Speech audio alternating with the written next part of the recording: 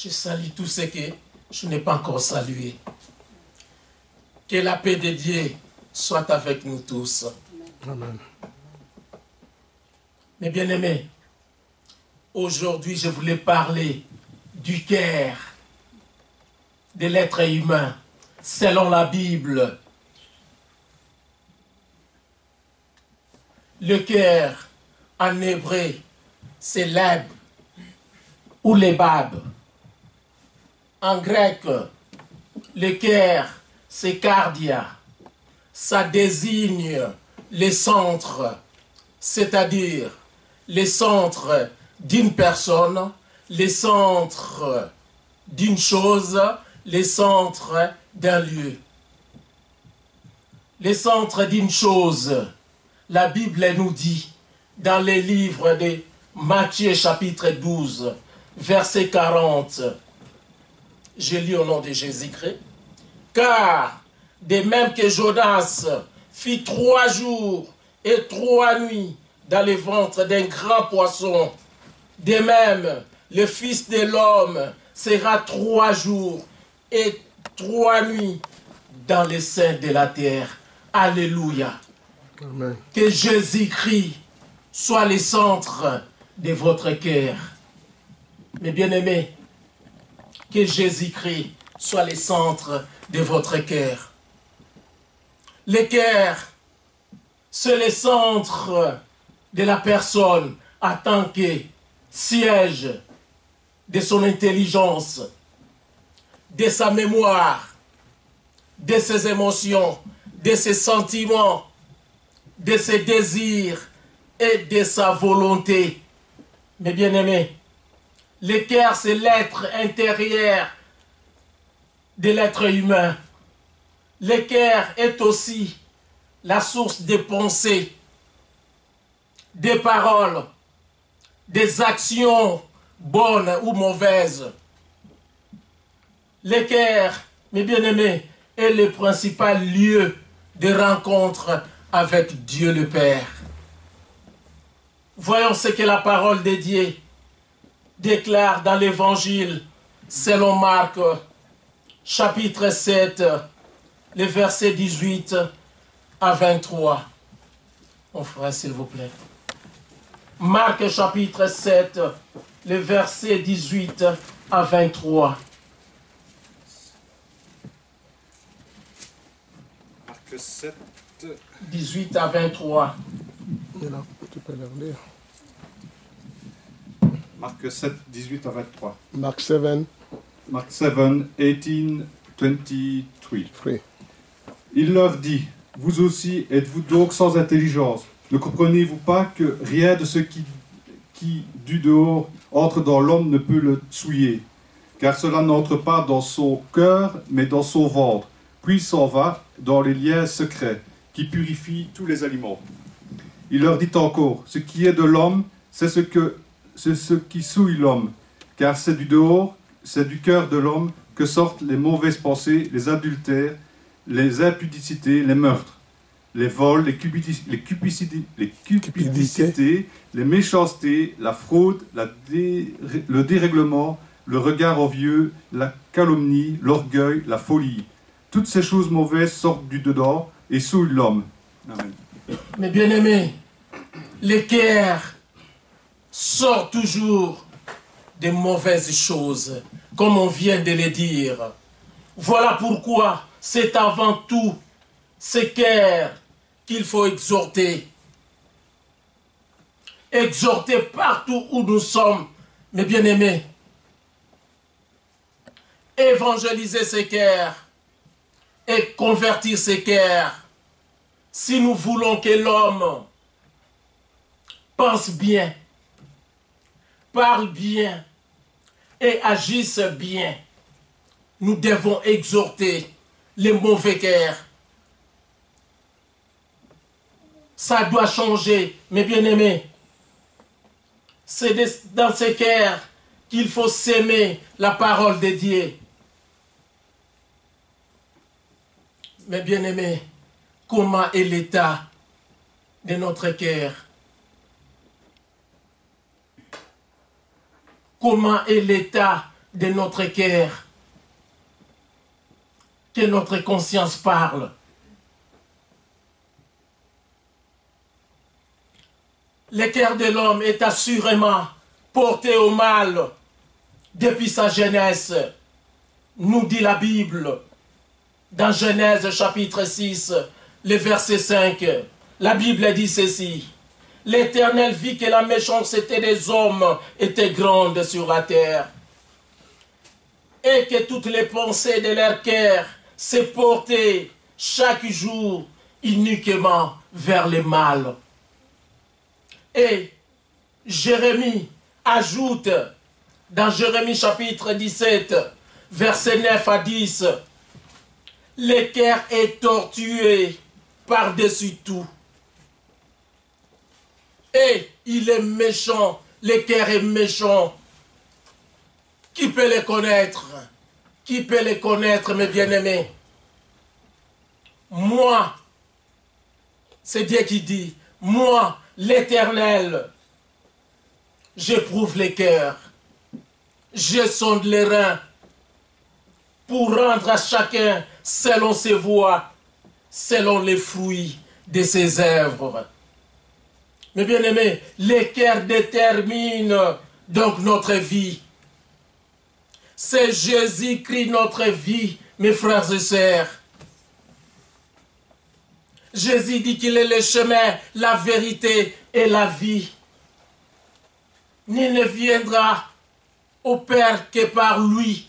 Mes bien-aimés, écoutons s'il vous plaît ce que l'Épître aux Hébreux, chapitre 3, versets 7 à 19, nous déclare. Hebrew 3, 7, 19. C'est pourquoi, selon ce que dit le Saint-Esprit, aujourd'hui, si vous entendez sa voix, n'endurcissez pas vos cœurs comme lors de la révolte, le jour de la tentation dans le désert, où vos frères me tentèrent, puis m'éprouvèrent, et ils virent mes œuvres, pendant 40 ans. Aussi je fus irrité contre cette génération, et je dis, ils ont toujours un cœur qui s'égare, ils n'ont pas connu ma voix. Je jurerai donc dans ma colère, ils n'entreront pas dans mon repos. Prenez garde, frères, que quelqu'un de vous n'ait un cœur mauvais et incrédule, au point de se dérober du Dieu vivant. Mais exhortez-vous les uns les autres chaque jour, aussi longtemps qu'on peut dire aujourd'hui, afin qu'aucun de vous ne s'endurcisse par la séduction du péché. Car nous sommes devenus participants de Christ, pourvu que nous retenions fermement jusqu'à lui. Car nous sommes devenus participants de Christ, pourvu que nous retenions fermement jusqu'à la fin l'assurance que nous avions au commencement. Pendant qu'il est dit, aujourd'hui, si vous entendez sa voix, n'endurcissez pas vos cœurs comme lors de la révolte, qui furent en effet ceux qui se révoltèrent après l'avoir entendu, sinon tous ceux qui étaient sortis d'Égypte sous la conduite de Moïse, et contre qui Dieu fut irrité pendant 40 ans, sinon contre ceux qui péchaient, et dont les cadavres tombèrent dans le désert, et qui juraient-ils qu'ils n'entreraient pas dans ce repos, sinon à ceux qui avaient désobéi. Ainsi voyons-nous qu'ils ne purent y entrer à cause de leur incrédulité. Amen. Amen. Mes bien-aimés, dans ces versets, la parole de Dieu nous avertit de ne pas endurcir nos cœurs, au point de ne plus pouvoir nous tourner vers le Seigneur Jésus-Christ pour demander pardon, pour marcher selon la volonté de Dieu. Les Israélites étaient devenus impitoyables après avoir désobéi à Dieu. Mes frères et sœurs, veillons à obéir à la parole de Dieu. Seul Jésus-Christ peut changer le cœur de l'homme. Jésus a changé le cœur de Saul de Tarse en devenant apôtre. Jésus changeait tout. Ne doutons pas Mes frères et sœurs, ouvrons-lui notre cœur de pierre, notre cœur endurci, notre mauvais cœur. Ouvrons tout à notre Seigneur Jésus-Christ et laissons le Saint-Esprit nous conduire, le Saint-Esprit nous diriger, nous aider, le Saint-Esprit nous consoler, le Saint-Esprit nous donner du repos du cœur. Mes frères et sœurs, le cœur est très important.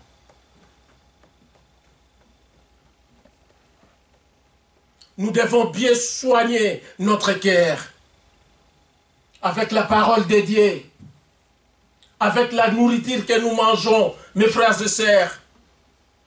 Si nous mangeons beaucoup de graisse, ça risque de nous poser des problèmes cardiaques, des problèmes vascovasculaires.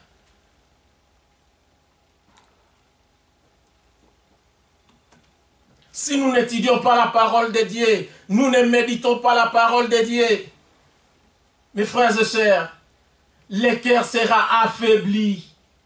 Le cœur sera affaibli.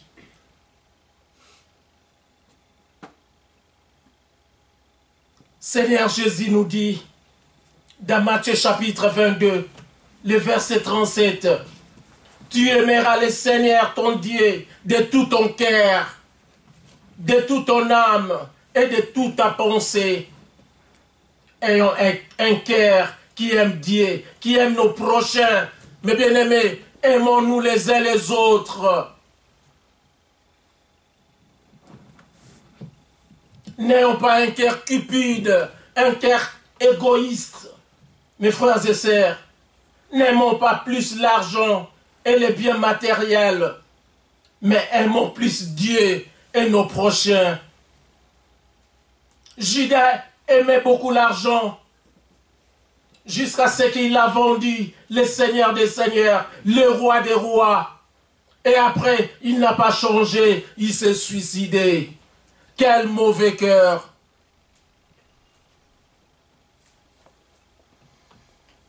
L'être humain est né pour être aimé dans ce monde. Mes frères et sœurs, nous devons produire les fruits dignes de la repentance. Remplissons notre cœur avec les fruits de l'esprit. Quels sont les fruits de l'esprit? Dans le livre des Galates, chapitre 5, verset 2,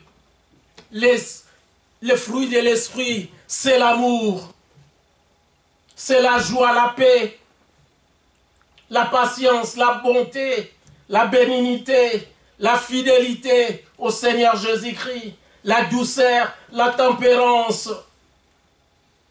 Crucifions notre chair, mes bien-aimés, avec ses passions et ses désirs pour le Seigneur Jésus-Christ. Notre cœur peut être pollué, mes bien-aimés, toujours avec les fruits, les mauvais fruits des Galates chapitre 5, versets 19 à 21. Les mauvais fruits sont l'impudicité, l'impureté, la dissolution, l'idolâtrie, la magie, les inimitiés, désaccords ou malveillances, les rivalités, les querelles, les jalousies. Mes bien-aimés, Caïn tua Abel à cause de la jalousie. Quel mauvais cœur! Ne soyons pas jaloux, mes bien-aimés. Les mauvais fruits, c'est les animosités, les disputes, les divisions, les sectes, l'envie, l'ivrognerie, les excès de table et les choses semblables, mes bien-aimés. C'est le cœur qui fait d'un être humain ce qu'il est et motive ce qu'il fait. Le cœur est très important. Proverbe chapitre 4, verset 23 nous demande: garde ton cœur plus que toute autre chose, car de lui viennent les sources de la vie. Mes bien-aimés, dans ce verset, Dieu nous avertit et nous exhorte à garder notre cœur plus que toute autre chose. Engageons-nous à protéger la condition de notre propre cœur. Mes bien-aimés, ne laissons pas y entrer n'importe quoi dans notre cœur. Nous sommes enfants de Dieu et notre objectif est de plaire à Dieu le Père. Dieu cherche un cœur qu'il adore en esprit et en vérité. Un cœur qui lui soit agréable. Mes bien-aimés, pas désagréable, agréable. Un cœur rempli d'amour. Dans 1 Corinthiens chapitre 13, la parole de Dieu dit, nous pouvons avoir tout dans ce monde, mais si nous n'avons pas l'amour, nous sommes comme une cymbale retentissante.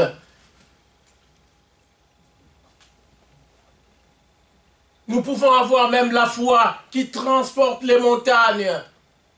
Si nous n'avons pas la foi, mes bien-aimés, Nous n'avons pas l'amour. Si nous n'avons pas l'amour, si nous n'avons pas l'amour, mes bien-aimés, nous ne sommes rien. L'amour est tout pour nous. C'est Jésus-Christ l'amour. Ayons Jésus-Christ dans nos cœurs. Mes frères et sœurs, demandons chaque jour le Saint-Esprit de remplir notre cœur d'amour. Le Saint-Esprit donne tout. Le Saint-Esprit parle. Le Saint-Esprit aide. Le Saint-Esprit console. Le Saint-Esprit fait tout pour nous, mes bien-aimés. Seigneur Jésus-Christ a accepté de prendre notre place sur la croix à cause de l'amour.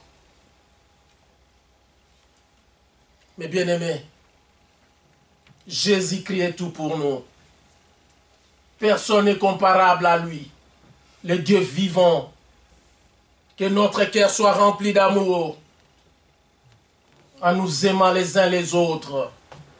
Ne remplissons pas notre cœur avec des graisses de la nourriture, au risque que le cœur ne pompe pas bien. L'excès de table rend malade. L'excès de fumée, de cigarettes, abîme le poumon, abîme tout. L'excès de la drogue abîme tout. Mes bien-aimés, l'excès de toutes choses est mauvaise. Ayons la crainte de Dieu, car la crainte de Dieu est le commencement de la sagesse. Mes frères et sœurs, quand rien ne va, nous devons nous réexaminer. Et nous devons nous poser des questions. Mais j'ai fait ça, pourquoi ça ne marche pas? Nous devons nous réexaminer chaque jour, à tout moment, mes frères et sœurs. Ne murmurons pas, ne chuchotons pas, mes bien-aimés. Nous sommes enfants de Dieu, enfants d'amour, enfants de lumière. Et nous devons éclairer les autres. Partout où nous sommes, nous devons éclairer. Lèvons-nous et soyons éclairés, mes frères et sœurs.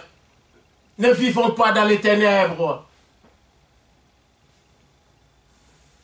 Efforçons-nous de devenir excellents, de faire toutes choses bonnes.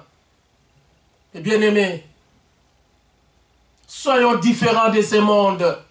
Nous habitons dans ce monde, mais nous ne sommes pas de ce monde. Nous sommes du ciel. Mes bien-aimés, soyons comme des aigles qui volent très haut. Ne soyons pas comme des chiens qui mangent les choses qu'ils avaient vomi. Volons très haut. Mes bien-aimés, nous devons progresser. Ayons un bon cœur. Et nous progresserons avec Jésus-Christ. La foi qui triomphe du monde, c'est notre foi en Jésus-Christ de Nazareth. Mes bien-aimés, nous suivons les enseignements de Jésus-Christ et nous devons changer pour devenir excellents. Évitons la médiocrité. Mes bien-aimés, évitons les échecs. Il y a un adage qui dit les erreurs sont humaines, mais la persévérance dans les erreurs sont diaboliques, sont démoniaques. Mes bien-aimés, nous ne pouvons pas faire les mêmes bêtises à répétition. Non, là quelque chose ne va pas dans notre cœur. Nous sommes enfants de Dieu, enfants de lumière. Nous devons changer et éclairer les autres. Ayons un cœur qui honore les autres. Mes bien-aimés, honorons nos prochains. Même les enfants, honorons-les. Même les sans-abri. Ceux qui ont les maladies mentales, honorons-les, mes bien-aimés. Jésus n'a rejeté personne avec son bon cœur. Mes frères et sœurs, Proverbe chapitre 18, le verset 12 déclare: avant la ruine, le cœur de l'homme s'élève, mais l'humilité précède la gloire. Alléluia. L'humilité précède la gloire. Soyons simples, mes frères et sœurs. Soyons simples. Si nous adorons Dieu en esprit en vérité, vivons en esprit et marchons aussi en esprit. Job chapitre 32, le verset 8 nous dit: mais en réalité dans l'homme, c'est l'esprit, le souffle du Tout-Puissant qui donne l'intelligence. Mais bien aimé, dans l'homme, ce n'est pas être costaud, ce n'est pas être grand. Il faut être fort spirituellement, parce que nous combattons avec les esprits mauvais dans le lieu céleste.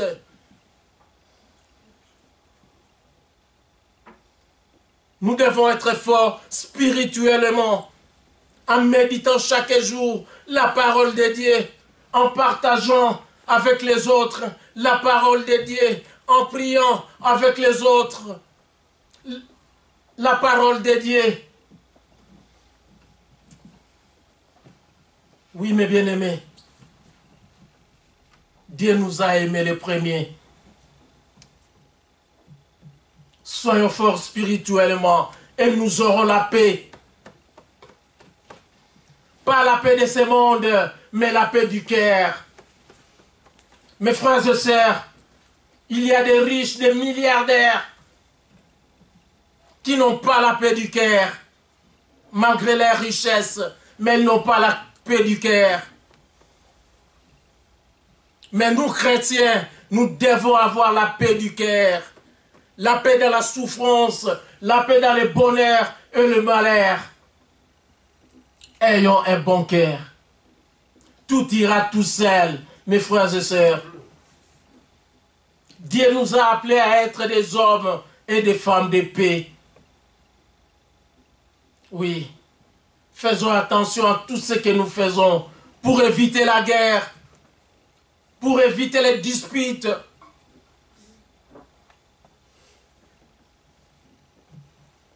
Nous devons toujours demander à Dieu de nous restaurer.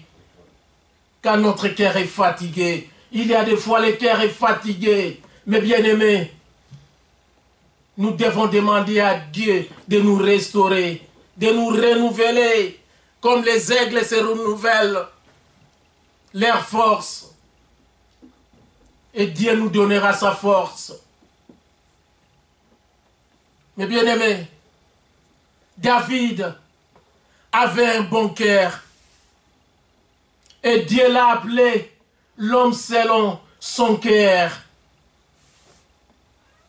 David avait un bon cœur pour servir, mes bien-aimés. Quand il était jeune, il élevait les troupeaux de ses parents.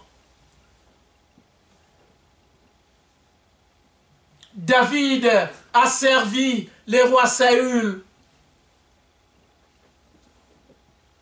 David a beaucoup servi avant de devenir roi. Et Dieu l'avait choisi. Et il l'avait donné.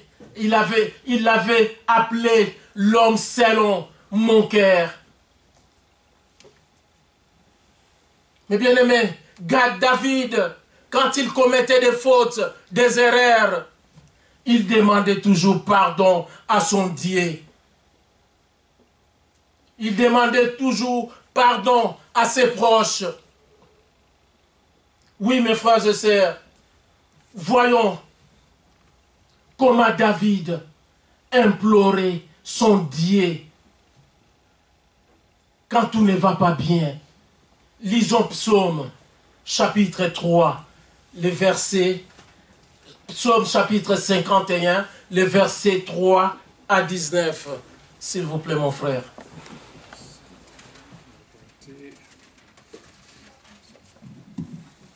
Psaume 51. Psaume 51, le verset 3 à 19.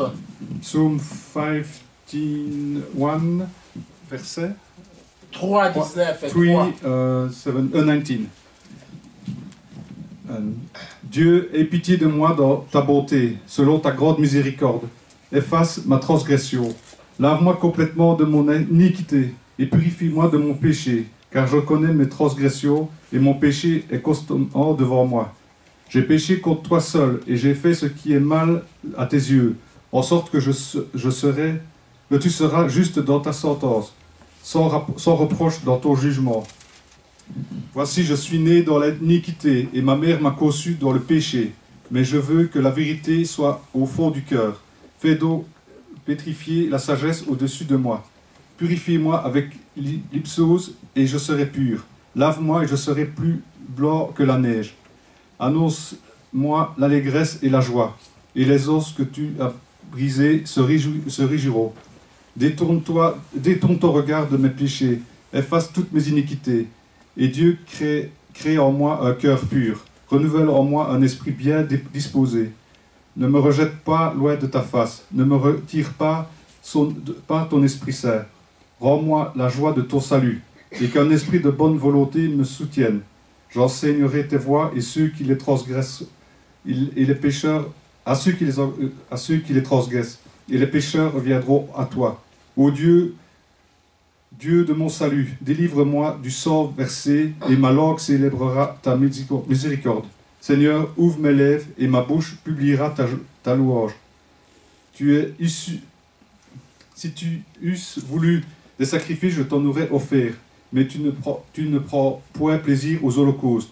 Les sacrifices qui sont agréables à Dieu, c'est un esprit brisé. Ô Dieu, tu ne dédaignes pas un cœur brisé et conquis. Amen. Et bien-aimé, David implorait la miséricorde de Dieu. David avouait ses fautes. Et il changeait après. Nous devons avouer nos fautes, mes bien-aimés. Même à nos enfants, nous devons avouer nos fautes. Demandons à Dieu de nous créer un cœur pur, un cœur sincère, un cœur honnête. Mes bien-aimés, pour terminer, Apocalypse chapitre 22, le verset 12, Jésus dit, voici je viens bientôt, et mon salaire est avec moi, pour rendre à chacun selon son œuvre. Oui, mes bien-aimés, faisons le travail que la parole de Dieu nous demande dans le livre d'Ésaïe, chapitre 1, verset 16 à 20, s'il vous plaît, mon frère. Ésaïe, chapitre 1, verset 16 à 20. Ésaïe 1, 20.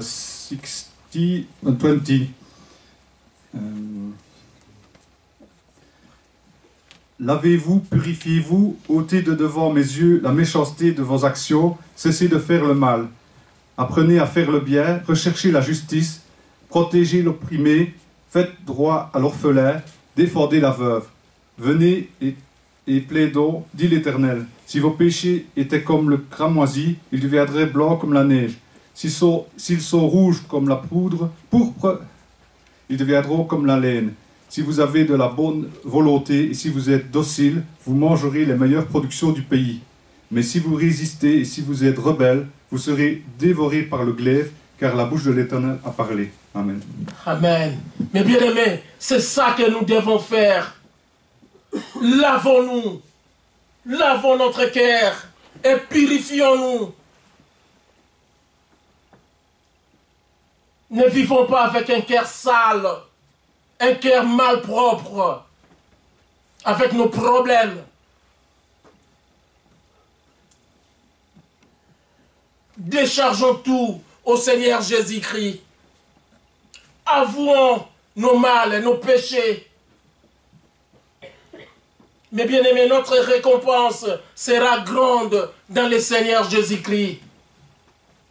Matthieu chapitre 5, verset 8 déclare: heureux ceux qui ont le cœur pur, car ils verront Dieu. Oui, mes bien-aimés, ayons un cœur pur. Un cœur net, un cœur juste, au nom de Jésus-Christ de Nazareth. Amen. Amen.